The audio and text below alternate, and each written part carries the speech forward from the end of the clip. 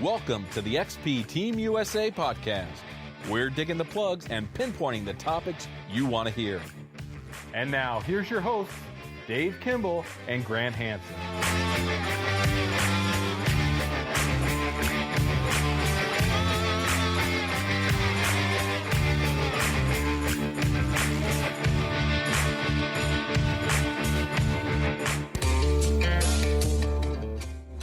This show is brought to you by XP Metal Detectors. XP Metal Detectors is a high-end, innovative metal detector company with great machines and great pinpointers.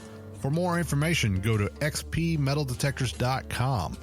For a dealer near you, try a Google search or go to xpdeus-usa.com. Hello and welcome to the XP Team USA podcast. I'm your host, Dave Kimball, coming to you from Central Oklahoma, and I am joined today by my co-host, Grant Hansen, coming to you from New Jersey. How you doing, Grant? I am doing well. How are you doing, Dave? I'm doing pretty good. Weather's looking good out there. Been hunting a little bit, and I'm looking forward to getting some more hunting in. Yeah, me too. I'm actually going to get out for the first time in 2019 tomorrow. So it's going to be muddy because we've had rain the past couple days, but as long as it's not frozen, I'm going to go for it. Yeah, it's been raining off and on here, and it's nice for the most part. As long as the temperatures don't go below freezing, I think we'll be in good shape, and we'll just get steadily warmer and warmer.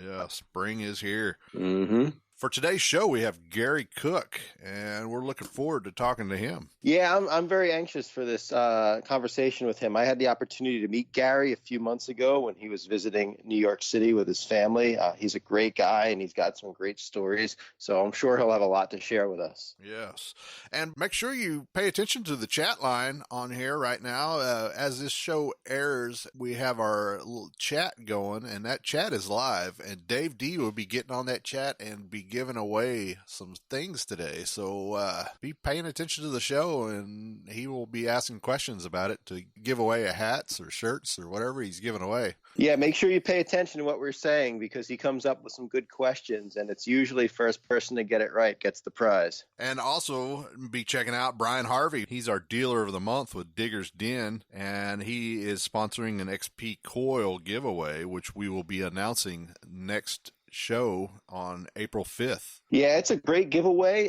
Brian and Digger's Den are giving away a coil of the winner's choice. So any XP coil you want. All you have to do is comment on the Facebook post on the XP Team USA Facebook page and make sure you're a subscriber to our podcast. It's that easy. Right, and we got a bunch of people who have commented, and the comment you have to do is what kind of coil that you want, and a lot of people that have commented on there have not followed the podcast, so they're not going to be eligible to win. And also, if you did not comment what kind of coil you want, you're not going to win, so make sure you follow the rules and for your chance to win. Yeah, if you've already entered, make sure you go back and double check and make sure everything's right because you don't want to miss this opportunity. Yes, and if I wrote on there that you are in, then you are in. That's all you got to do. Yeah, and some other XP Team USA news. We've been really updating the YouTube channel, so check it out. We've got a lot of short videos on there. I've got a few. Steve Fenner, Lenny Quelland, and Andrew Benson, and others. We're going to keep adding videos to that consistently each week. So make sure you're subscribed and you check it out.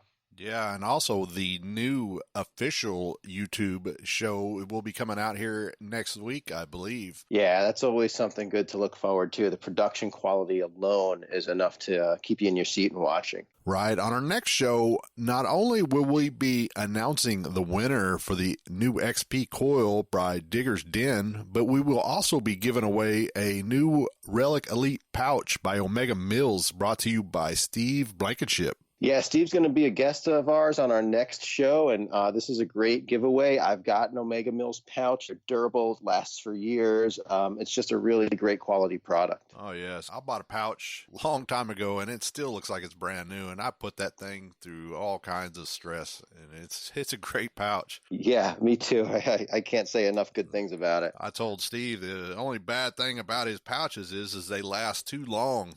It's got to be bad for business. Right. It's kind of like the Volkswagens of yesteryear in the 60s. You know, they never broke down, so they wouldn't sell more. All right. Well, let's get on with the show, and we'll come back with Gary Cook. If you have a question for one of our guests or just like to make a comment, call us at our XP Team USA podcast hotline at 405-294-3602. XP Metal Detectors now introduces the new X35 Search coils. Designed around a brand new electronic advances, these new high-performance and versatile coils will allow you to choose from a wide range of frequencies, ranging from 3.7 kHz to 27.7 kHz. In total, there are 35 available frequencies based around 5 main frequencies that are quickly accessible. A new boost mode is now an option on frequencies 3.7 kHz to 4.4 kHz and can significantly increase detection depth on highly conductive targets such as large masses and large silver coins. The new X35 Search coils will now be available as option as the same price as the previous coils, and also now will be standard with the brand new diodes. So get your X35 today. We'd like to welcome Gary Cook to our show. Gary is coming to us all the way from England. Many of you listeners know Gary for his involvement with the XP brand, his field tests, articles, and appearances in many videos. Welcome to the show, Gary.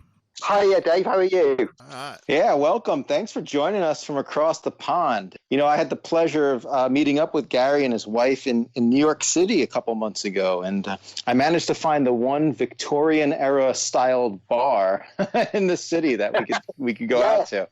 You certainly did. It was absolutely fantastic. Me and my wife Lisa were over with one of our youngest daughters, and we promised to take a shop in New York. So whilst I was there, I met up with Grant, and I left a post on the Team USA page for anyone in the area, and Grant responded, and it was absolutely fantastic to meet up with Grant, and we had a good couple of hours chat, didn't we, Grant, while we were there? Yeah, we did, and Gary even put a two-tone program on my remote, which is kind of not what I'm used to because I'm a full tones guy, but I got to use it once, and it does simplify things, and I'll probably give it another go this weekend. Yeah, it's what I would class as a basic program. It simplifies things a lot, and we over in the UK it's a program that I put in when I do the skills schools with Gary, and we have people who've only just sort of started to learn the dais and work with the dais. It's a very easy program that it's a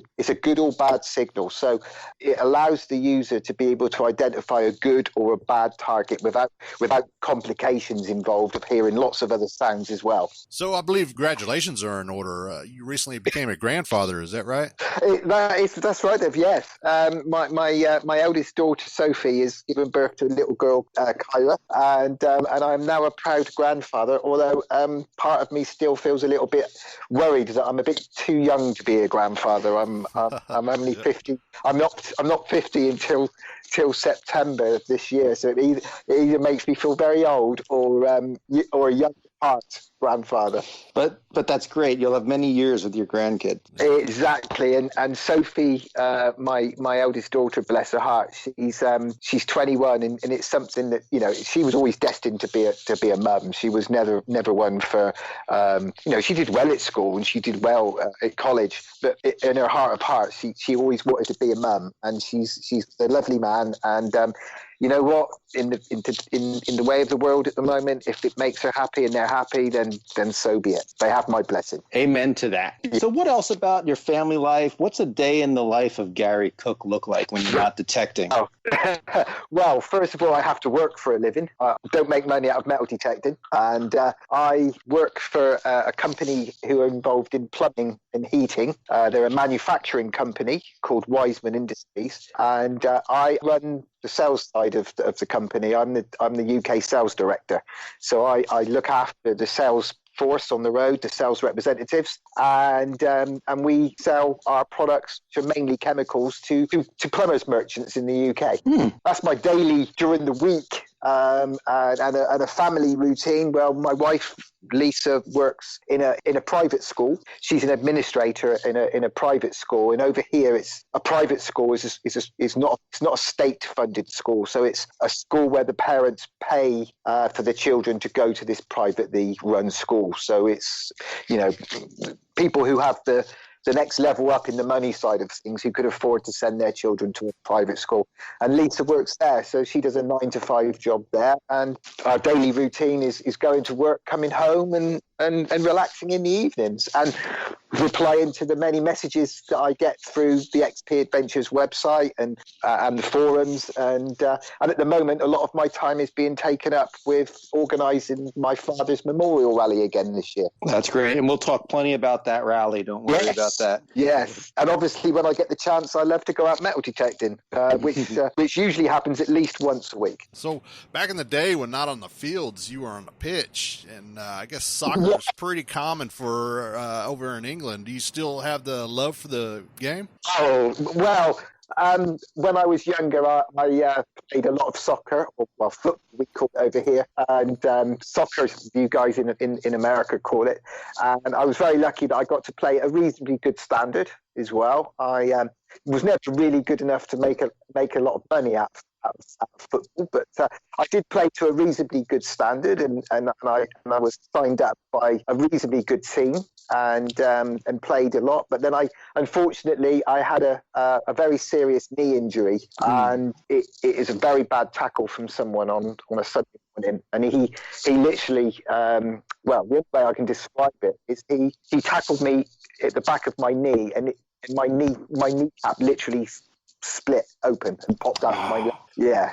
And it was a very bad injury, and it sort of really stopped me from progressing any further in football, to the point where it was more of a hobby then afterwards rather than But I still love the game, and I follow my local team, and become a little bit disillusioned with soccer over here because there's so much money being made by footballers now. It's almost ridiculous, but that's the way soccer's gone.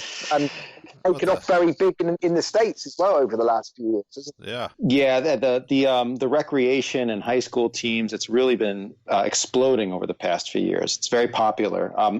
So much so that my local high school this year didn't have a regular American football team because there was no interest in it. Kids are playing soccer. When you think only a few years ago that soccer in the States was really a girls' game, wasn't it? It was predominantly played by young women in the schools and colleges, and not very many Americans really understood or knew what soccer was. And but it seems to have sort of exploded over in the States. It really has, with many of say footballers from the UK, like Rooney and people like that, who are going over now and playing in the States. And it's obviously with David Beckham was probably one of the forefronts of that.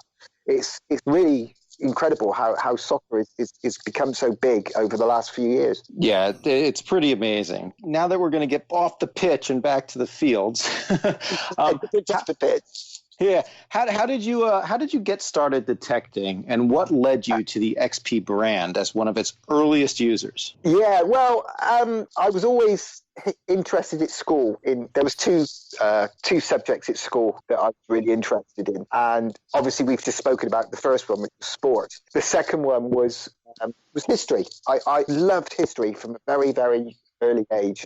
If I wasn't going to be a soccer player, I wanted to be an archaeologist or a paleontologist, and I was never really academically in that zone. I was never had the brains, I suppose, to go on to university and be an archaeologist. So the history side of things, just documentaries on the TV, and just learning about history at school. And just when I left school, I progressed on to sort of reading magazines on archaeology and all that thing.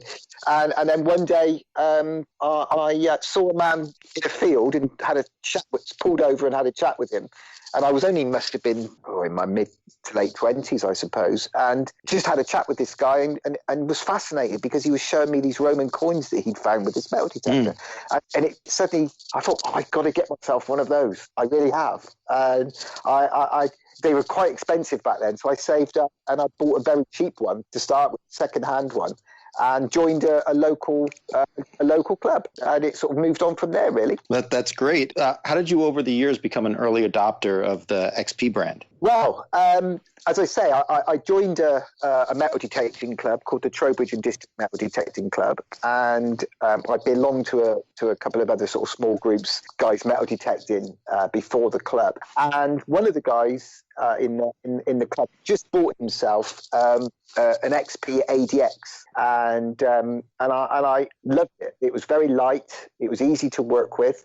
And at the time, I was using a C-scope, CS660, which shows how long ago that was. And it was a good machine, mine, the C-scope. It found me, a few nice finds. But I just loved the feel of this XP machine. So I traded mine in with a local shop and bought my first XP. And the machine was fantastic. It was so much easier to use. And as things progressed, I then moved into the Goldmax Power and used the Goldmax Power for a few years. I used a Goldmax and then progressed to the Goldmax Power. And the Goldmax Power was just, and still is, an absolutely fantastic machine. When it first came out, they referred to it as the Hammy Hoover, because it was almost like hoovered up hammered coins out of the soil. I was in touch with my Goldmax Power. We were almost like I was an extension of the machine, and the machine was an extension of me. So how has XP evolved since you've been using the machines and repping the company? Well, that's the $1 million question. XP are always moving forward, and I since I've started using the machine. Obviously, I started using it in the early days, and obviously the main progression with XP with the Goldmax Power was obviously wireless headphones. They were the first company to bring out the wireless headphone, which revolutionized my digging and everybody else's as well who used the machine. You were no longer attached to the machine. You could put the machine down and keep your headphones on and dig without the attachment of a cable or a wire getting in your way. And obviously the main progression forward is the XP Deus. It's the next generation in metal detectors. 10 years ago when it first came out in 2010, well, nearly 10 years ago. And it's still now, even after all these years, it's still up there right at the very top with the cutting edge technology that it has inside such a small mobile phone size control unit. Mm-hmm. Yeah. But like you say, wireless, I think, changed the game. I can never go back. I can't go back. Everyone I speak to who have started using a wireless headphones especially, and not so much the coil being wireless, because obviously that was attached to the stem anyway, but the wireless headphones was just incredible, and the size of the back phones as well. These things, people used to get confused in the early days. I used to catch people trying to put their back phones over their head, and I would say they're not headphones. They're not called headphones. They're called back phones, and that goes behind your head, to your neck. And it was amazing how many people would say, these headphones, they just don't fit. I can't get them to fit. Is it me? Is it my head? No, it's not. They're not supposed to go on like that. And you could literally wear them and not even realize you had a set of headphones on. It was absolutely incredible. And I can always remember my very first day out with the Deus, and I'm thinking, how's this going to work? Is there going to be a delay? And and they're still moving forward with the Deus as well. And that's the amazing thing with the different version softwares that come out every so often. They're still progressing it further. And I'm sure there's a hell of a lot more to come from XP. Yeah, I'm sure. So Gary Blackwell is often known as the face of XP. He does the skill schools. And you guys are very good friends. Can you tell us about your friendship with him and how your friendship has influenced your detecting? Yeah, well, Gary and me go back a long way. I knew Gary before he was involved with XP, and Gary had Gary's detecting website, and Gary was a tester and a field tester and reviews for Metal Detector, and I was doing something a little bit not in the same league as Gary, but just as a sideline for what I was. And we hit it off, and me and Gary are very, very close friends. When Gary started working predominantly with XP and doing his XP thing, I'd known Gary for quite a while before then, and he wanted people within he could use, who he knew would be fair and honest, and people he could trust. So it was almost like a natural progression for him to ask me if I wouldn't mind doing testing, when the new versions come out, be a beta tester, if a new coil comes out or new software, or to say, you do a review on this, do a test on this, and let me know if there's any bugs in the system, that other people have missed out on. And he's just a great guy. We love nothing more than to go metal detecting together as buddies. Forget the videos that we do together. Gary is the face of XP. Gary is the medium man for XP. He is employed by XP.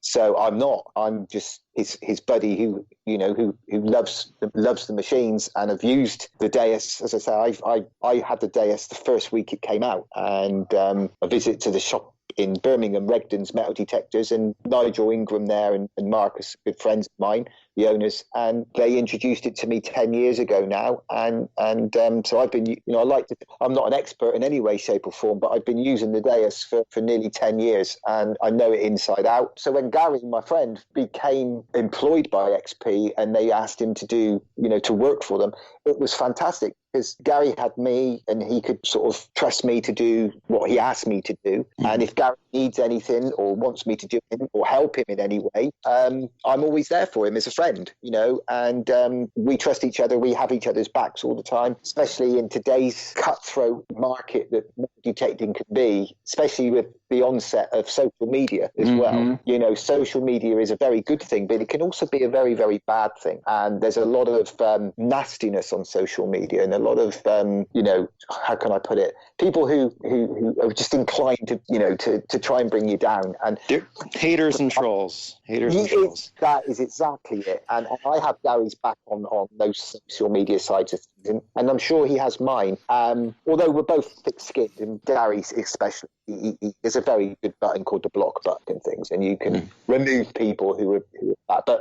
But yeah, so my friendship with Gary is detecting buddies and friends, outside of metal detecting as well. And we love nothing more than just having me and Gaz in a field, metal detecting, talking about man stuff and bloke stuff, and effectively just putting the world to right with a set of metal detectors. And I know the side of Gary that not many other people do. There's the face that Gary sees on the videos, and the expert Gary, as I call it, because he's very professional at what he does, and he's fantastic at what he does, and there's nobody else can do it other than Gary Blackwell. Nobody would be able to do it in the same league as Gary. But they don't see the side of Gary that I do. They don't see Gary's sense of humor. Gary's got a wicked sense of humor. He's a very, very funny man. He has me in hysterics. And we recently went to a rally together in Belgium called the Pascal Lebrun Rally, and we did a video of that. You might have seen it. You might have seen the Pascal Lebrun video. It is on the XP website, and you saw in that video a very small amount what I see of Gary all the time.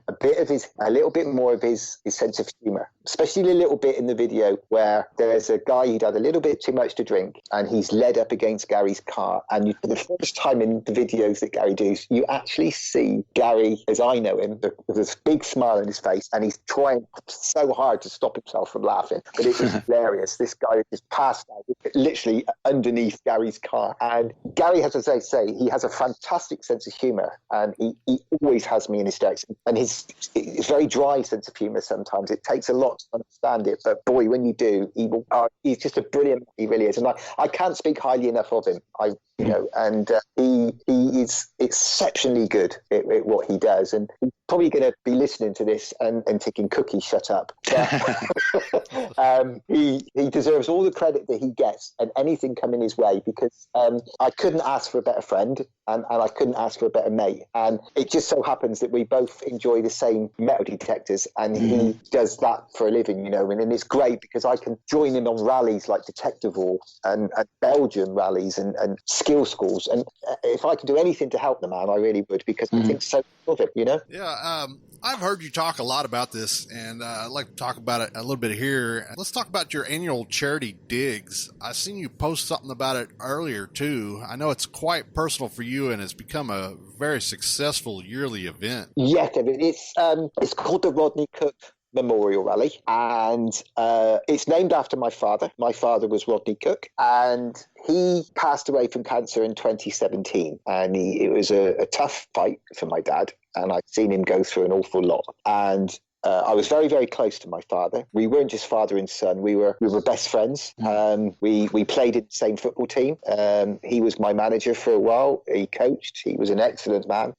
He was an amazing man, to be fair. And it was a lot of my detecting friends knew him, and he was always interested in the things that I found, and he would love to help me research the things that I found. And it was it still is upsetting now to talk about him, because, as I say, it's still very raw. He passed away in 2017, and it still hurts very much, obviously, and it would always hurt. And we wanted. The place where he was being treated was a place called Bath Royal United Hospital, and the cancer ward there, the people in it are absolutely amazing people. They cannot do enough for people who are suffering from cancer, and with them, it's all about the beginning, middle, and end. The beginning, when you're first diagnosed with cancer, and you have the denial. And it can't possibly be happening to me. They must have made a mistake. They deal with all of the shock and everything else, not just with the person involved, but with the family as well. And then it's the treatment. And then if you're very lucky, the aftercare service, if you've managed to beat it. But in our case, it's the horrible side of it when the person loses the battle and they look after the family. And they were just amazing. And when my father passed away, I wanted to do something to try and give them something back, to try and raise some money for the care unit, because a lot of money in the UK goes to cancer research for the treatment and the finding the cure, but they don't get a lot of funding for the actual looking after the people who are suffering with cancer. So I wanted to do something to try and raise some money, and we came up with an idea of holding a metal detecting rally. So we contacted a farmer who's one of the landowners of the metal detecting group that I belong to. He said that his brother, they had some land we could use. It hadn't been detected very much. So we held the rally last year for the first time, and it was near a Roman town called Cirencester, and we had nearly 500 people attend. And it was very, very popular. We found some amazing things over the course of the weekend, lots of Roman coins and Celtic coins and medieval coins and and it was a great weekend. It was not about whose detector is better than whose or anything like that. It was just a weekend of 500 odd people coming together as a big family, all to raise money for cancer care and to hopefully find some things as well. We had a live band, we had a comedian, we had food stalls, we had a bar. A lot of the metal detecting community came together with XP, sponsored it. Gary, he was there, and Leisure Promotions Metal Detecting shop in the UK, Pete Turrell, was amazing. He's another good friend of mine, and I can't speak highly enough of Pete Turrell. He is the owner of Leisure Promotions Metal Detecting shop, and he is an amazing man. He's so generous.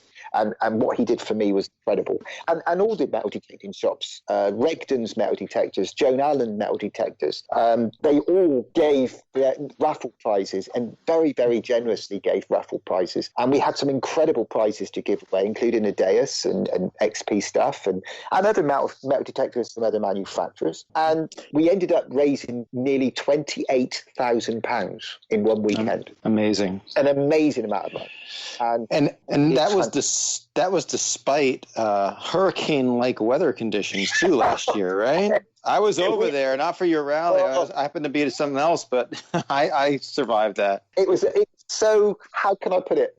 Running up to the rally, we were going through one of the biggest heat waves that September had ever seen. And it was a beautiful few running up to the rally. And then the Friday on setup day, beautiful day, bright blue sunshine, fantastic. But the Saturday, my God, it was literally the heavens just opened, and it started raining, and it didn't stop raining until about 6 o'clock and 7 o'clock in the evening. And then Sunday, sunny again. So we had a good day Friday. But you know what? Hardly anybody noticed the rain. They were there. They're detectorists at the end of the day. They've got their waterproofs, got their big coats.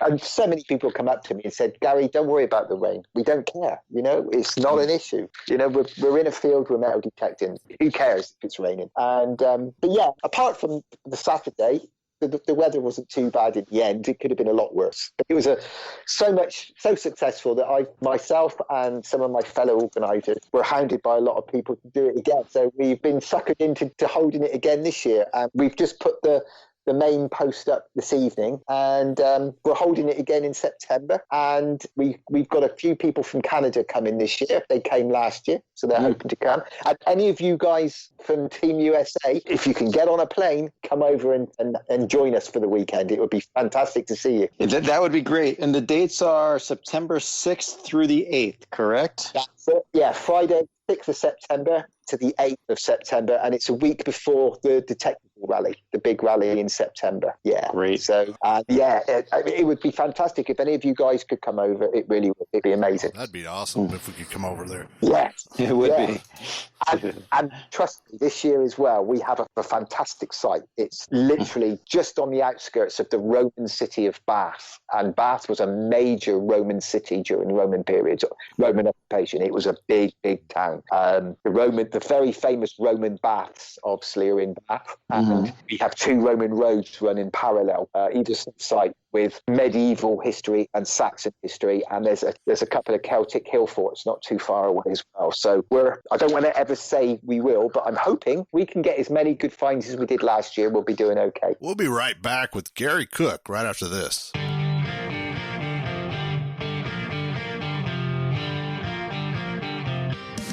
XP has introduced its new ORX machine, a high-end machine at a mid-range price. The ORX has 4 factory preset programs, 2 gold, 2 coins, also 2 user programs. The ORX comes with a high-frequency coil and is compatible with the X35 coils. The ORX is now available in the USA.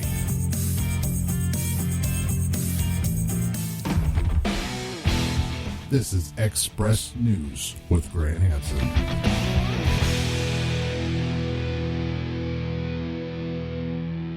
Hey everyone, this is Grant Hansen, and I am back with another edition of Express News. First, I'd like to recognize the passing of a major figure in the treasure hunting world, Dan Blankenship.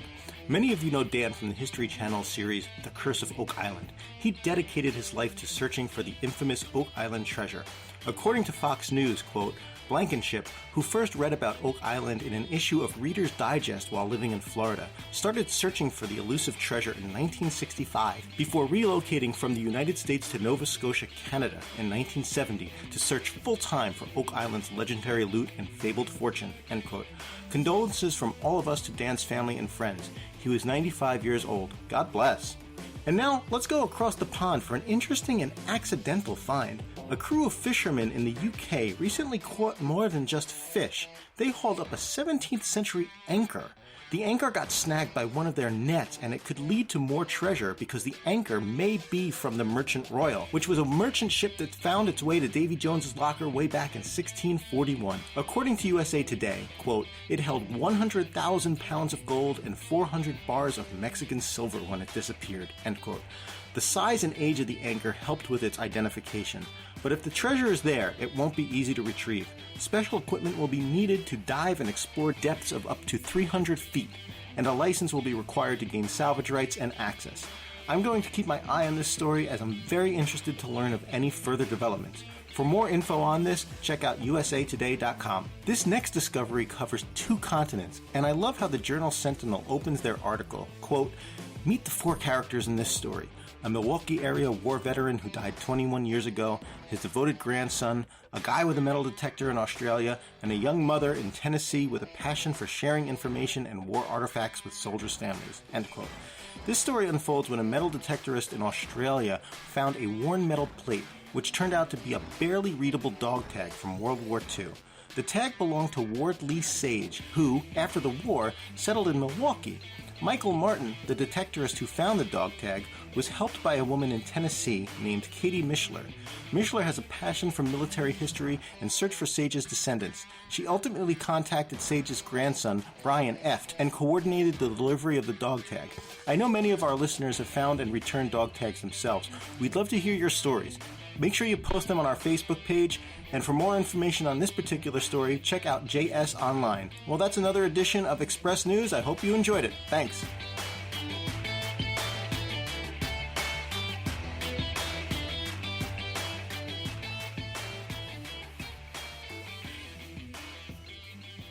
And we're back, and we're talking with Gary Cook. And despite the iffy weather conditions over in England, there's such a wide range of history and potential for anyone to find great things. And you found your fair share of great things. So can you tell us about your full Edward III Gold Noble? Yeah, no, that was a day and a day's experience. Blimey, I can still remember it as if it was yesterday. My heart still skips a beat when I look at the coin.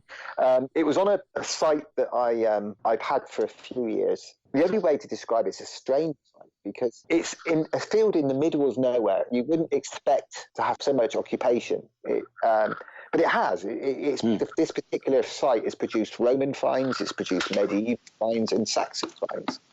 And there is a natural, there's a stream running nearby with a spring. So we can only assume that was there, in Roman times and before, because this is what pulled people to be living around it, obviously, for fresh water. So I remember going out, it was a cold morning in October, and I was with my friend Paul, and I was just doing the usual with the Deus. I was using my two-tone program. And we touched on the two program earlier on. Yeah.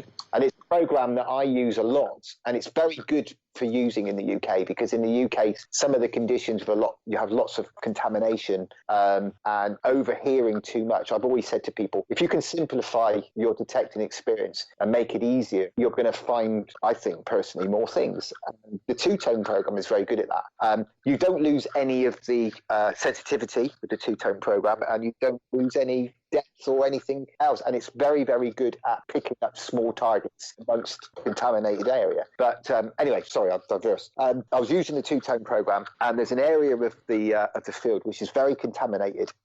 There's a Victorian house nearby, an old abandoned shepherd's cottage nearby, and it's full of iron and what we call coke, which is a residue of coal burn for the steam engines, and it can give off a signal. It's littered all over this section of the field. So when you go into this area, you slow down, turn the reactivity up a little bit, and turn the frequency up to try and pick out the smaller targets. So detecting away, Paul's next door to me, detecting away, and he gets this signal and he starts to dig and he digs and he digs and ends up to be an old piece of tractor part, and it must be about 2-3 foot down, easy. So I can walk back to my machine, literally put the headphones back on, take one step forward, and I get this beautiful signal in the headphones, piercing signal, a real dig me tone. It was coming through about 82 on the numbers. I don't dig by numbers, but it was 82 on the machine. Clear as day signal. So I literally bend down on my knees, scrape off no more than half an inch of soil, and all of a sudden I take this gasp and I look and I think, no, can't be. And I was in denial for 15 seconds. I just convinced myself that it was an old milk bottle top or something, or a piece of trash. I was looking at a coin. I shouted at the top of my head to Paul, come and have a look at this. And I said, I can't. You're going to have to look at it for me. And he just looked up at me I can't swear, obviously, but he looked at me and he said, "Hell, Gary, that is the biggest mother gold coin I have ever seen in my life." Wow. And it was, I picked it up, and it was how it had survived for so long in the ground without being churned up by the plough. It was just on me. It was a huge, it's the biggest gold hammered coin you can get. It's the full noble Edward III, and it is absolutely stunning.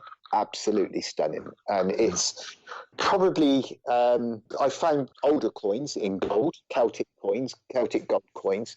But you ask any detectorist in the UK if they like finding hammered coins, what the holy grail of hammered coins is it's a gold hammered, you know.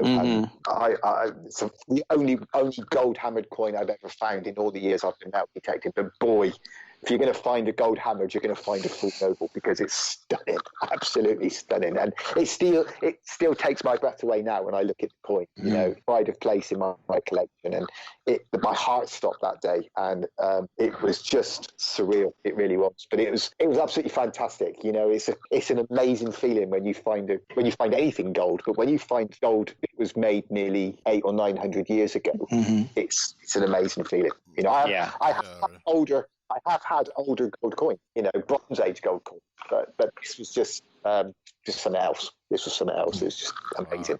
Just the pure size of it, I think, to be honest with you, that was the amazing thing. Well, speaking of Bronze Age, what about that mold you found from the Bronze Age for the axe head? Tell us about that. I can hear Gary now going, "Oh God, here he goes, cookies out," talking about bloody Mouldy. There's a bit of a joke that I do like to talk about my Mouldy quite a lot, but that is something that it's not made of precious metal. It's not silver. It's not gold. It's made of bronze, but it's probably the most amazing artifact that I've ever found. I found some really nice artifacts. You know, I've got a big collection of Roman brooches and fibula, but this is second to none.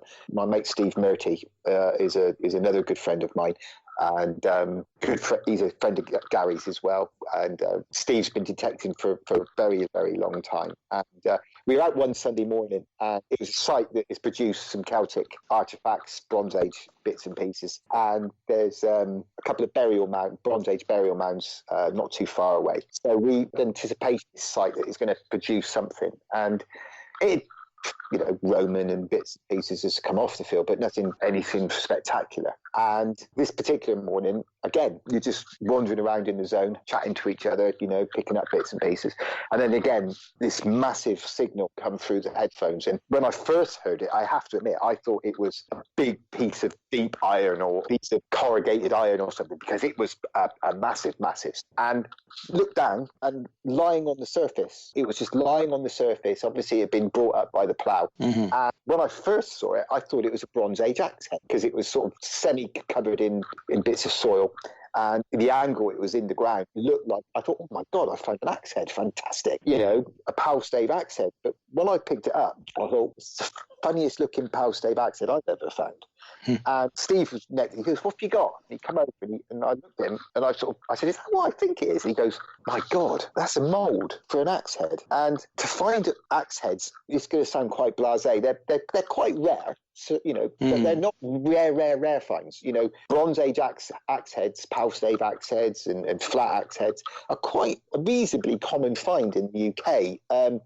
I wouldn't say they're everyday finds, but quite a lot of them do get found on a regular basis. But this is the actual mould that they used to make the axe heads themselves. So exceptionally rare. You know, I think the British Museum have only got 2 examples in the British Museum, and some of them were made of. It's incredible, you know. That is awesome. People can see pictures of that. There's I think XP Detectors website did a story on that, right? So there's pictures if people want to search for it. Yes, it was. It's on the web. XP did a little piece on it because of the rarity of the find.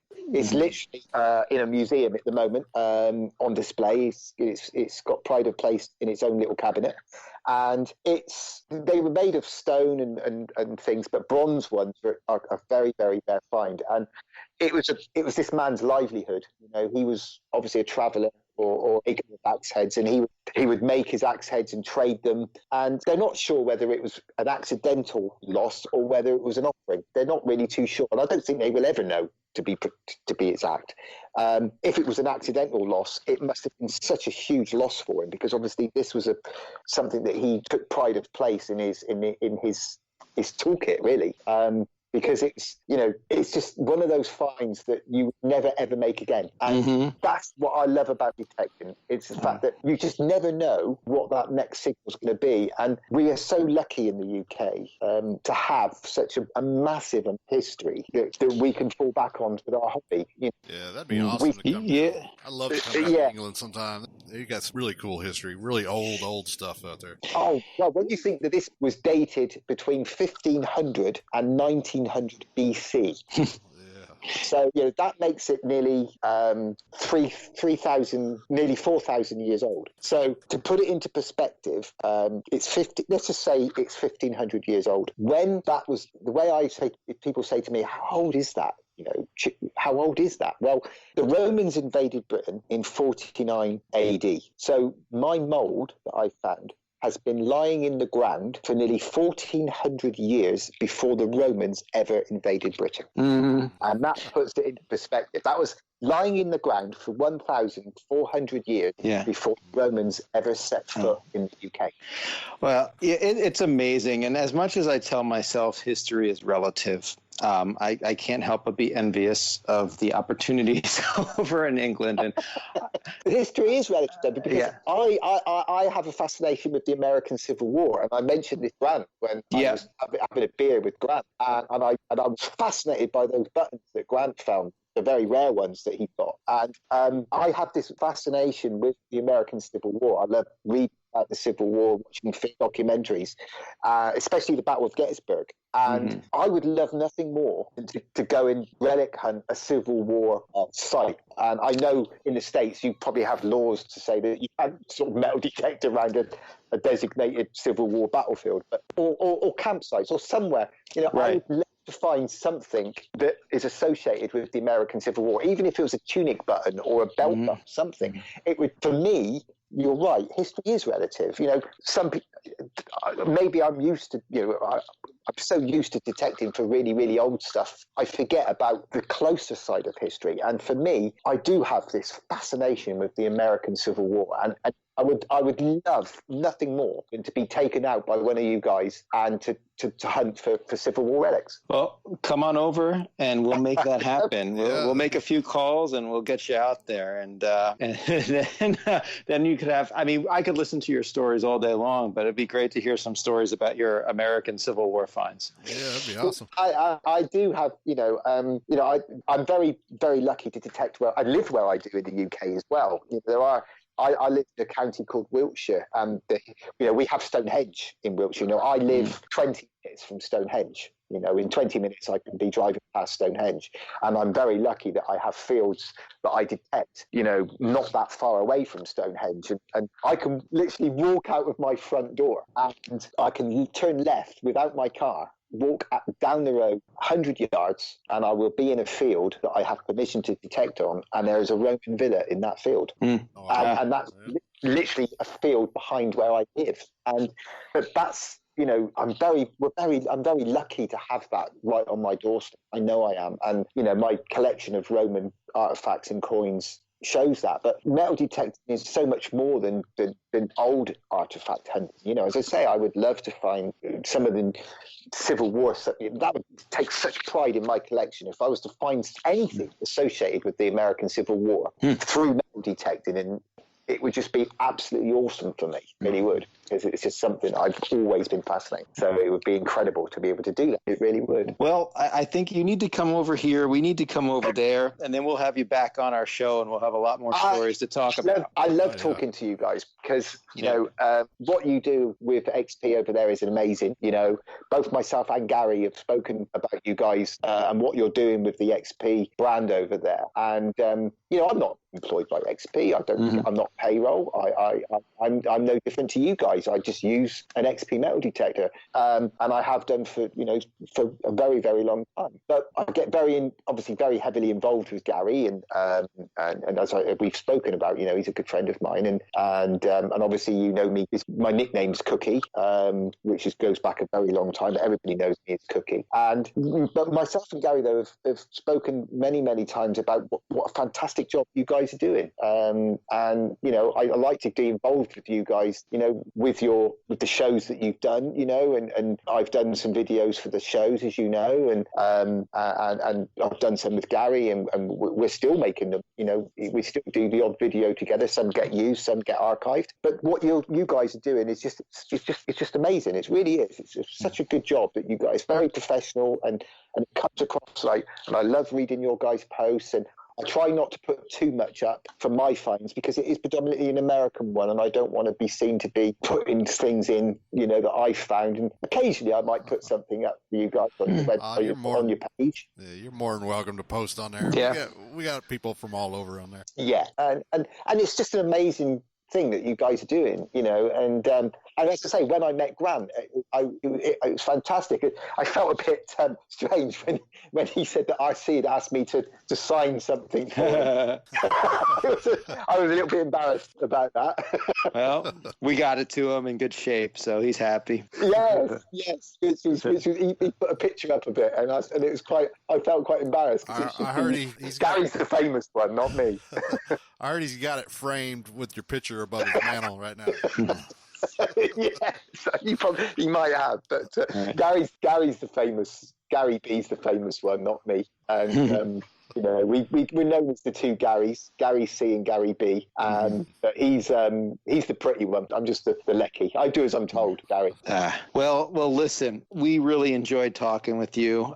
Thanks so much for joining. Hope to have you on again soon. And I'd love to. Yeah, I would love to. And thank you very much for asking me. And as I say, I enjoy the hobby of metal detecting, and it's got me to meet many, many amazing people, made some amazing friends. And you guys, I count, as in that section of amazing people. And if it wasn't for metal detecting, I wouldn't be talking to you guys in America about hobby. And you know what? It has brought me closer to so many fantastic people, like-minded people as well. It's a privilege to talk to you guys and to know you. It really is. It really is. Oh yeah. Likewise, back at you. Yeah, it was great talking to you, and like I said, we would love to have you back again. We'll have more. Absolutely, and don't forget, you're welcome to come over to it anytime you want to come over. And I've said this to I think I put a couple of posts up on. If any of you guys ever get a chance to come over to the UK, please do not hesitate to contact me, and I will arrange for you to come out with your detectors. Or even if you don't bring a detector with you, you can have one of the spares me and Gary have, and you can come out and you can just have some detecting time with us, and I'll take you out onto some of the fields, and it'd be awesome to have some of you guys over. We could do a video on it, or we could do something on it. Yeah, it would be amazing, really good, and I'd love to have you guys over. Really would. Yeah, that would be real fun. Thank you. All right, well, we'll see you. Check us out online at xpdeus-usa.com. This segment is brought to you by Omega Mill Pouches, the official digging pouch of XP Team USA. If you're looking for a rugged, hunt-tested, washable pouch, look no further than Omega Mill. Get on eBay and search Omega Mill Pouches. That's OMEGAMILL.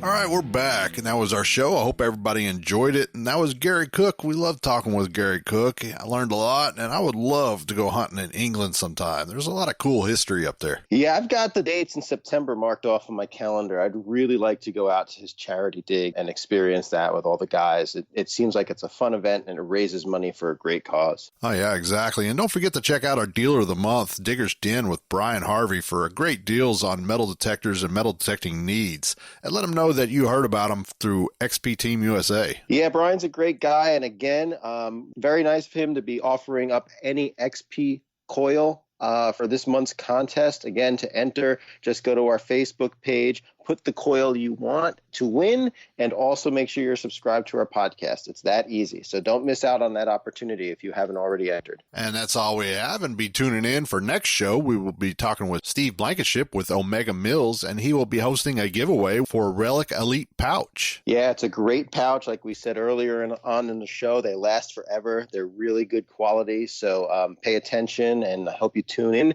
for a chance to win that. All right. Well, we'll see you April 5th. Take care, everybody. Get that permission, put the coil to the soil, and we'll see you next time right here on the XP Team USA podcast.